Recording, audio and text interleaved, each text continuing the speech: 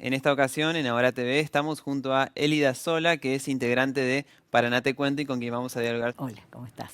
Bueno, Elida, en Sí. primer lugar quería consultarle sobre en qué consiste el grupo Paraná Te Cuento.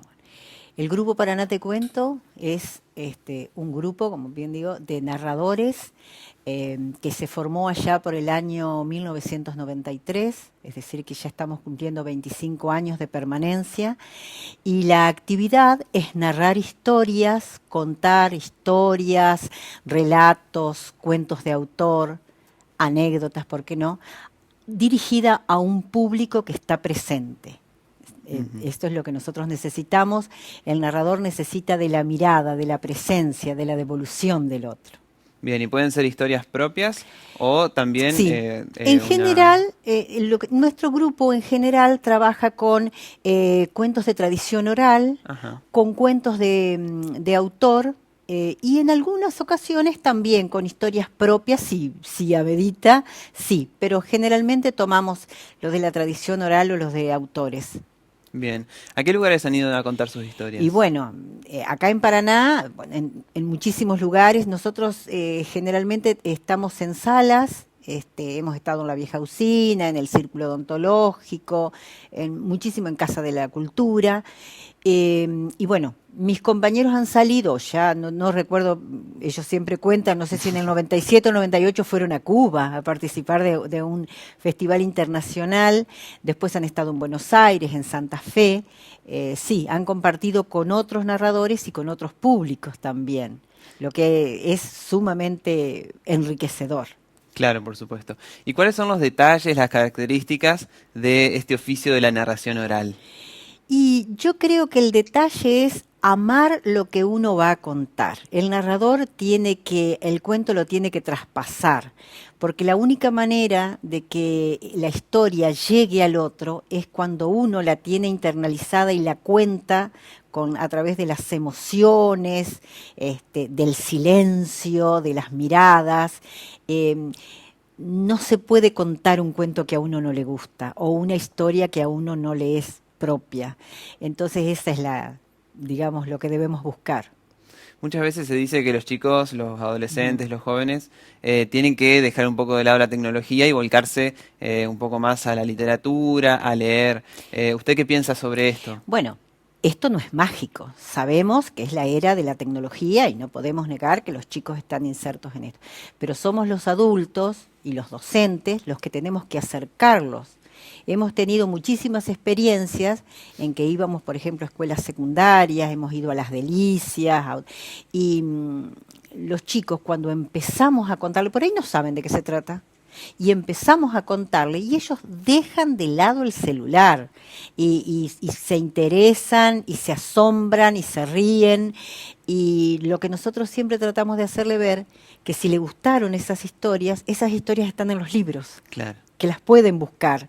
Y por ahí, de ahí empieza. Es todo un trabajo, no es por arte de magia que le impongamos, deja y ponete a leer, porque creo que lo que se impone no tiene buenos resultados. A partir de contarle algunas historias, ellos pueden Claro, descubrir la literatura, sí, sí. digamos. Nosotros siempre decimos de quién es el autor.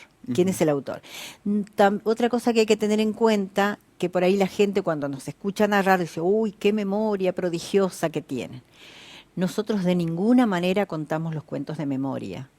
Hacemos adaptación, porque sabemos bien que de la escritura a la oralidad hay una diferencia.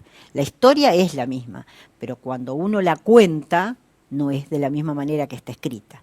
Entonces lo importante es eso, que el narrador sepa adaptar esa historia para que llegue más a quien lo escucha.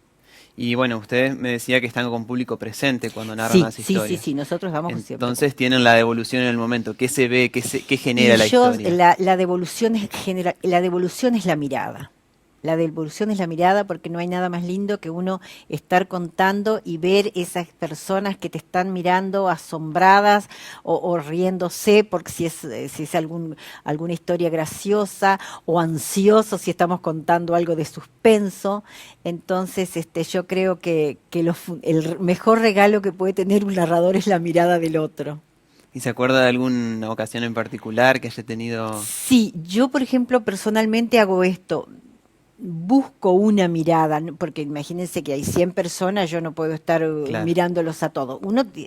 Pero siempre hay uno que te devuelve una mirada de tanto afecto, de tanta entrega, que es como buscamos eso, porque la gente, además, por ahí, a mí, por ejemplo, me ha pasado, y a mis compañeros también, que estamos contando una historia que no es real, una historia viene o ficticia. que la de ficción, y por ahí te dicen, sí, sí, sí, pero a mí me pasó, claro, sí, ahí también estuve yo. O sea, se meten tanto en la Claro. historia que por ahí, tipo, si no, por ahí te dicen, eso que vos contaste, yo lo viví o yo lo vi. Entonces, esto es buenísimo porque quiere decir que llegamos a hacer. Claro, y tiene que ver con la manera de contar Claro, también. tiene que ver con la manera de contar, que no es solamente la palabra, también cobra mucha importancia los silencios en el momento propicio, los gestos, esa mirada que puede buscar complicidad o puede indicar cualquier otro tipo de emoción. Y el público lo capta inmediatamente. Eso es lo bueno.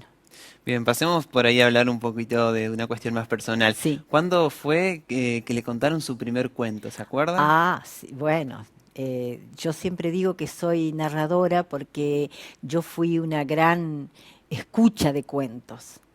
Yo tenía a mi abuelo, Rosendo Sola, que contaba fuera de aire que murió centenario, y cuando nosotros íbamos, vivía en Estación Sola, y cuando íbamos a visitarlos todos los domingos, yo vivía en Lucas González, el abuelo sentado así tenía una casita muy humilde, sentado en el patio, con largas banquillas de madera, a la sombra de un naranjo. Tengo esa imagen, porque también otra de las cosas, la narración es imágenes, poder transmitir las imágenes. Entonces el abuelo se sentaba allí en esas banquillas con el naranjo que nos daba sombra, y ahí él como si nada, como al pasar, empezaba a contarnos cosas de su infancia, de su vida muy difícil, de su familia, de lo que había tenido que luchar, y lo contaba con una forma que a mí me encantaba. Y después mi papá fue muy buen narrador y mucha gente de la que me rodeó, a mí me gustaba esas personas que contaban historias de una manera tan particular y todos distintos, unos mesurados, otros que se enfervorizaban más, pero todos tenían esta cosa de contar y atrapar con la historia. Así que eso es lo que a mí me fue formando. ¿Y usted también lo aplicó para sus hijos, Yo a para sus mis hijos, nietos? a todos les conté cuentos antes de dormir, a todos. Así que yo soy docente, ahora, gracias a Dios jubilada, pero a veces terminaba de corregir los exámenes y ella estaba, mamá, vení por el cuento, mamá. Entonces yo a veces cansada se los acortaba y ellos me decían, no, no, no, ay, falta otro poco, falta otro Se poco. daban cuenta, Sí, ¿no? se daban cuenta y bueno, sí, también le conté historias a mis hijos y a mis nietos, Bien. gracias a Dios. Bueno, ¿y cree que por ahí esto se ha perdido? ¿Cómo ve esta situación por ahí en las familias? Sí, lamentablemente se ha perdido por la falta de tiempo, Ujú. por las obligaciones. Además, si los padres no leen, los chicos tampoco van a leer. Si los papás no leen, tampoco tienen idea de cómo ir armando una historia. Tal vez por eso se ha perdido, pero siempre estamos a tiempo de empezar a contarles. Además, yo digo, me parece una cosa muy interesante contarles a los chicos las historias familiares, porque, por ejemplo, mis hijos conocen toda la historia de mi abuelo, de mi bisabuelo, Claro. em, porque yo se las conté. Y como docente me ha pasado que le he preguntado y le digo, ¿y tu abuelo en qué trabajaba? No sé. Y bueno, pero ¿y qué tal cosa? No, no sé, no sé. Se ha perdido esto de la memoria de los antepasados. Y por ahí ese es un llamado de atención a los papás o a las abuelas. Ahora, gracias a Dios, somos todas abuelas jóvenes. Claro. Es el papel de las abuelas, contarles primero nuestras propias historias Ujú. y después, bueno, lo otro va Cualquiera puede saliendo. hacerlo, no hace Por falta supuesto, no hace tener falta, ningún sí, título, sí. digamos. No, no hace falta tener ningún título ni ser nada, tener ganas de contar. Bueno, Elida Sola, muchísimas gracias. Gracias, gracias.